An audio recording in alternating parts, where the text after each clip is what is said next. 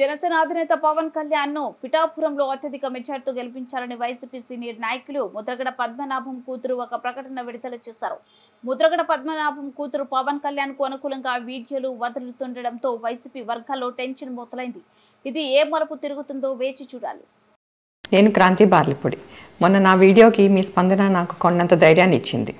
మీ positive comments వల్ల చాలా inspire అయ్యాను.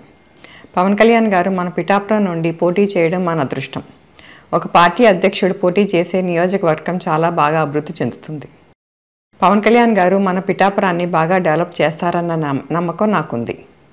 పవన్ కళ్యాణ్ గారు గత 10 ఏళ్లుగా పార్టీని తన సొంత డబ్బుతో నడుపుతూ ఎంతోమంది రైతులకు అండగా ఉన్నారు. ఎటువంటి అధికారం లేకపోయినా ఎన్నో సమస్యలకు ఆయన స్పందించిన తీరు చాలా బాగుంది.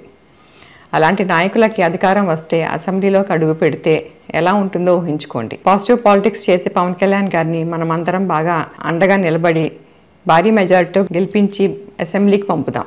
అందుకు నా వంతు కృషి నేను బలంగా చేస్తాను. మీరు చేయాలని కోరుకుంటున్నాను. నమస్తే.